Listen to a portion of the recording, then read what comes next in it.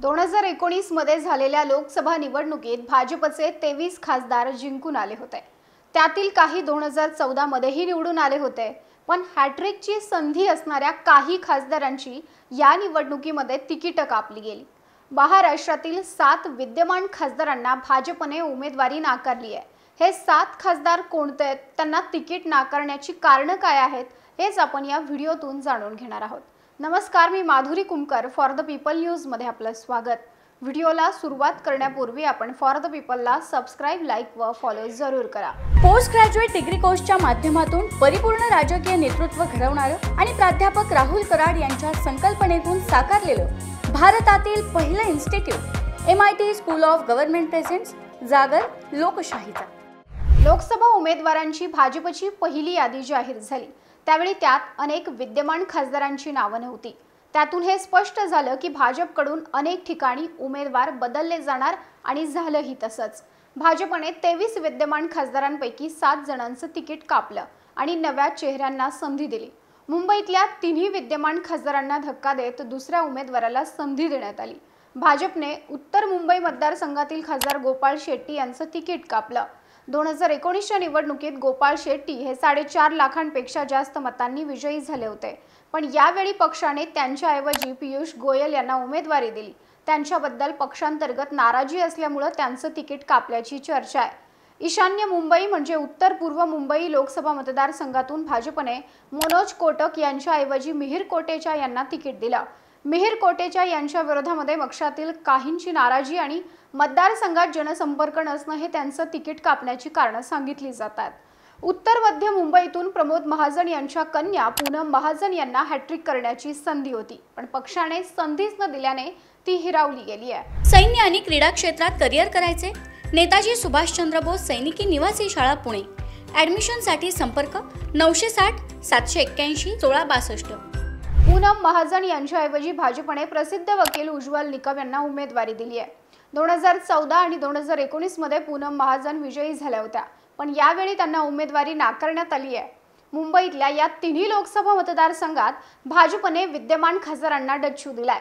यासह उर्वरित महाराष्ट्रातील 4 ठिकाणी भाजपने उमेदवार बदललेत। यामध्ये सोलापूरचे खासदार जयसिद्धेश्वर स्वामी यांना पुन्हा संधी देण्यात आलेली नाही आहे। त्यांच्याऐवजी माळशिरसचे आमदार राम सातपुते यांना भाजपने तिकीट दिलं। सोलापूर लोकसभा मतदारसंघ हा अनुसूचित जातीसाठी राखीव आहे। उच्च शिक्षित असलेल्या जयसिद्धेश्वर स्वामी यांनी निवडणूक आयोगाकडे बेडा जंगम जातीचा बनावट दाखला सादर केल्याचा आरोप त्यांच्यावर करण्यात आला।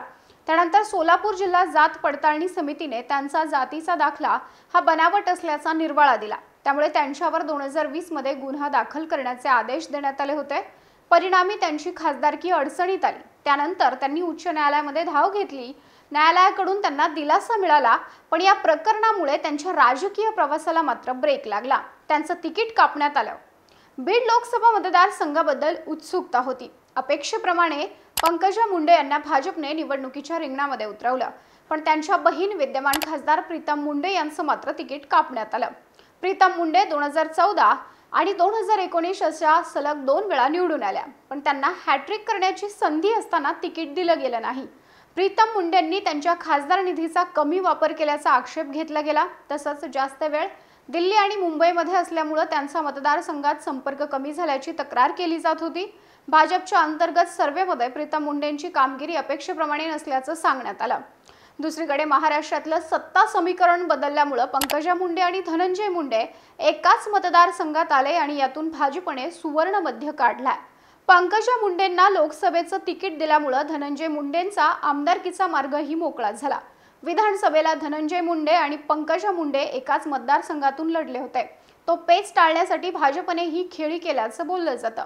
त्याचबरोबर माधव, वंजारी आणि धनगर या सूत्रावरती भर देत प्रभाव असलेले ओबीसी नेतृत्व म्हणून उमेदवारी दिली गेल्याचंही म्हटलं जातंय। अकोला लोकसभा मतदारसंघाचे खासदार संजय धोत्रे यांची प्रकृती चांगली नाही, त्यामुळे भाजपने त्यांचे पुत्र अनुप धोत्रे यांना रिंगणामध्ये उतरवलंय। त्याचबरोबर जळगावमध्येही भाजपने चेहरा बदलला। जळगावचे खासदार उन्मेष पाटील यांनाही तिकीट नाकारण्यात आलं। इथे भाजपने माजी आमदार स्मिता वाघ यांना उमेदवारी दिली आहे। त्यामुळे पाटील यांनी लगेच खासदारकीचा राजीनामा देऊन उद्धव ठाकरेंच्या शिवसेनेत प्रवेश केला। 2019 मध्ये उन्मेष पाटील जळगावमधून 4 लाखांहून अधिक मतांनी विजयी झाले होते।